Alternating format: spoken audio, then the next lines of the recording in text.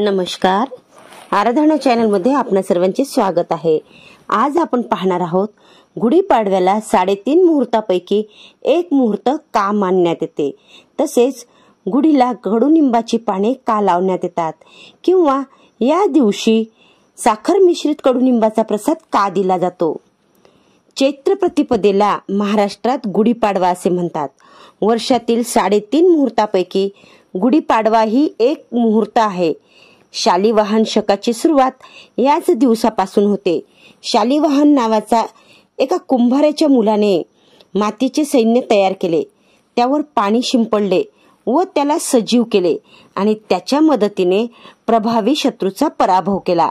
या विजयाप्रित्यर्थ शालिवाहन शक सुरू झाला।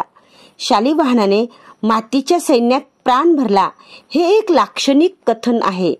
त्याच्या काळात लोक पूर्णतः चेतनाहीन, पौरुषहीन व पराक्रमीहीन बनले होते, म्हणूनच ते शत्रूंना जिंकू शकत नव्हते। मातीचे मुर्दे जयश्री कोठून प्राप्त करू शकणार, परंतु शालिवाहनाने येऊन ह्या लोकात चैतन्य प्रगट केले। मातीच्या मुर्द्यात मृदुमकी प्रगट झाली, दगडाच्या पुतळ्यात पौरुष व पराक्रम जागृत झाला आणि शत्रूंचा पराजय झाला।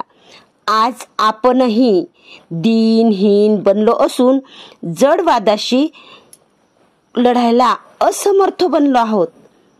मनुचे संतान अशा मनुष्याला असा शूद्र मृतवत पाहून सृष्टी निर्माण करणारा जो परमेश्वर आहे त्याला किती दुःख होत असेल।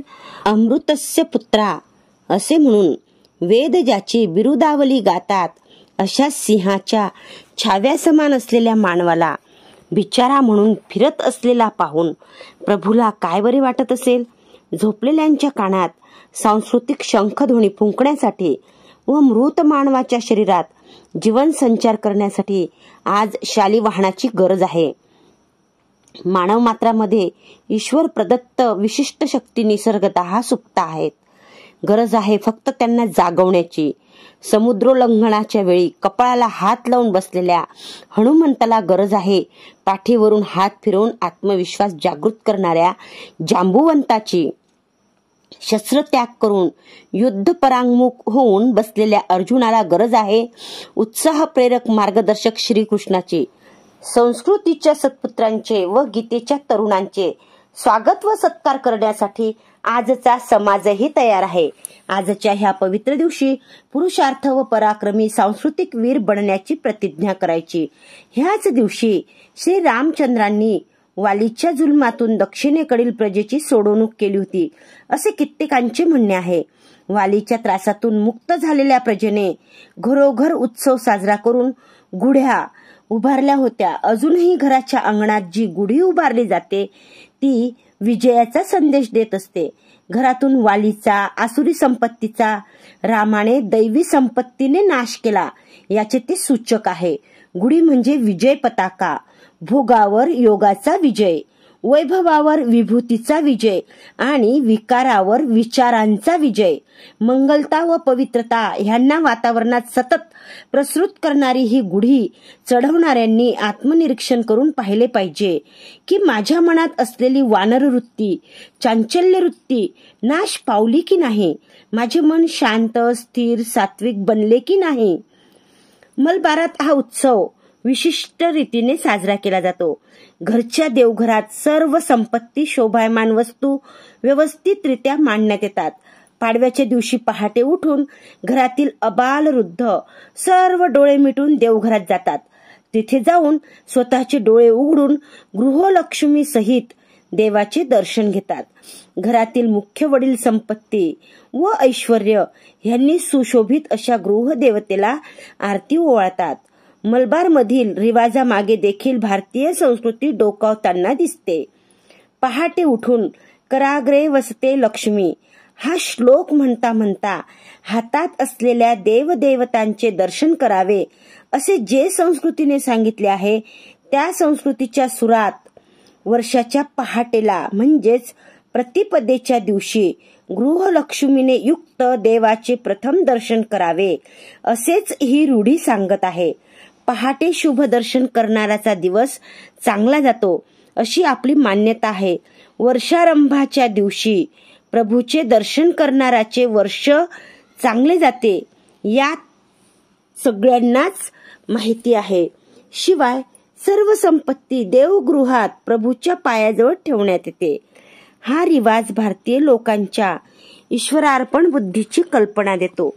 जी काही संपत्ती, धन, वैभव किंवा ऐश्वर्य मला प्रभूने दिले आहे ते प्रभूच्या चरणावर वाहून प्रसाद रूपात भक्तीच्या भावनेने त्याचा स्वीकार करायचा.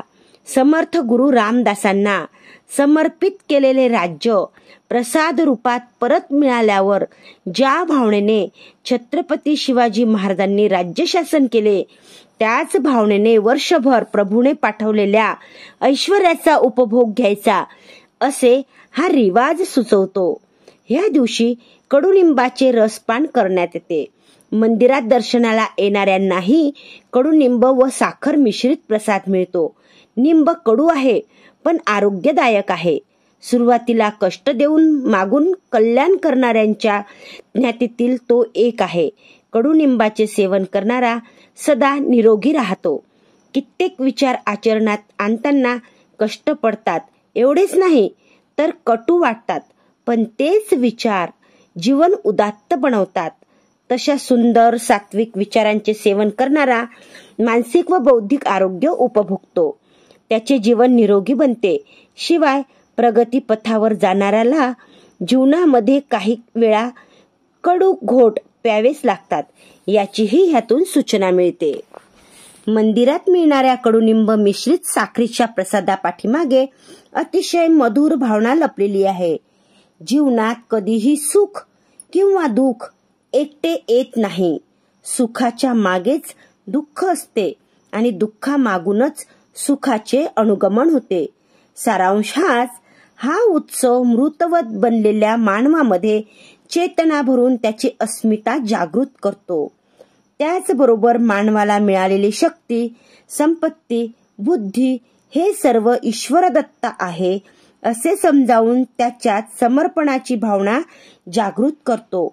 अस्मिता व समर्पण वृत्ती यांच्या समन्वयाने स्वस्थ बनलेल्या ह्या मानवाने हसतमुखाने विघ्नांचा सामना करावा व जीवनात येणाऱ्या सुखदुःखांनी पथच्युत न बनता गरज पडली तर अनंत कडू घोट पिऊनही प्रभू कार्यात कटिबद्ध होऊन उभे राहावे, असा संदेश हा उत्सव आपणास देत आहे. आजच्या दिवशी प्रभू कार्यातील खरा सैनिक बनण्याचा संकल्प करायचा आहे. तसेच मिळालेले जीवन हा प्रभू प्रसाद आहे आणि मिळत असलेले वैभव हे प्रभूचे पादोदक आहे, ही भावना दृढ करायची आहे व प्रभू कार्याला लागायचे आहे. असे झाले तरच हा उत्सव साजरा केल्यासारखे होईल. जय गजानन.